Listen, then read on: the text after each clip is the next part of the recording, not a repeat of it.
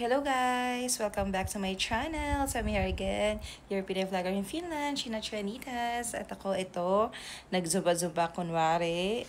Kasi napansin ko talagang half day tulog ako. Sabi ko sa anak ko, samahan mo ako mag-zumba.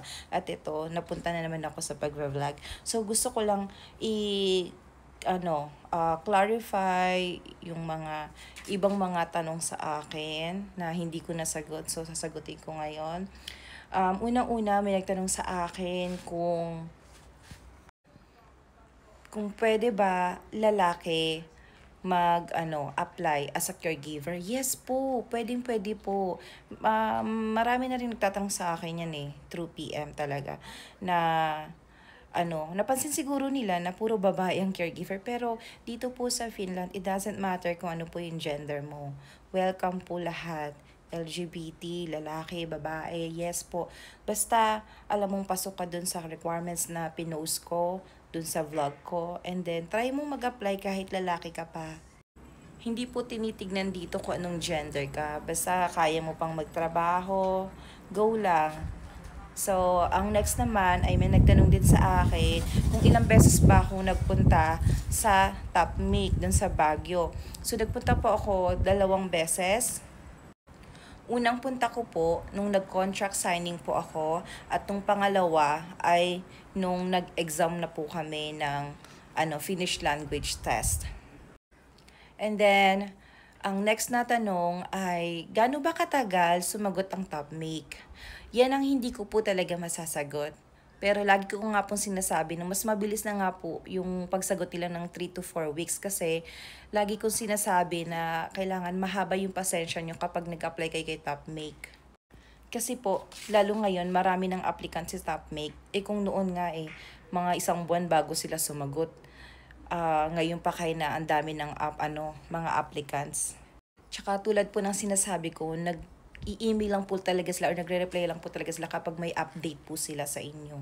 So kahit na i-email niyo po sila or i-message niyo po sila, hindi po talaga sila basta-basta sumasagot. Pero I'll make sure po na talaga ang Top Make po ay legit, kasi dyan ako galing at marami na sa mga batch ko, friends ko na nandito na rin po sa Finland. Yun nga lang po talaga, matagal lang po talaga yung process sa kanila. Kaya kailangan, kung mag-a-apply po kayo kay Top Make, mahaba po yung pasensya ninyo. Siguro kung hindi sila mag-reply ng more than 1 month, and then pwede kayong mag-message ulit for follow-up. Pero 1 beses lang po kayong mag-message, kasi na-receive naman po nila yan. Pero hindi po talaga sila para reply. So ayan po, sana po na bigyan ko po ng katanungan yung mga nabigyan ko po ng sagot yung mga katanungan nyo po.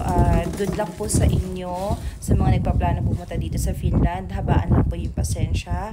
At habang nagpaplano kayo or naghihintay, mag-research lang din po kayo. Kasi hindi naman din po na porket happy ako dito or happy kami ng family ko, maging ganun din po yung sa inyo.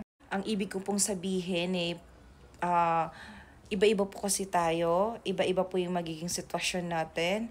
Kaya gusto ko po na aralin nyo po kung talagang fit para sa inyo yung Finland. Kasi po, baka naman pagka nasa interview kayo, bakit gusto mag-Finland? Kasi po ang gaganda ng mga post ni Miss Sheena Chanitas. Kasi po, sabi niya maganda yung Finland.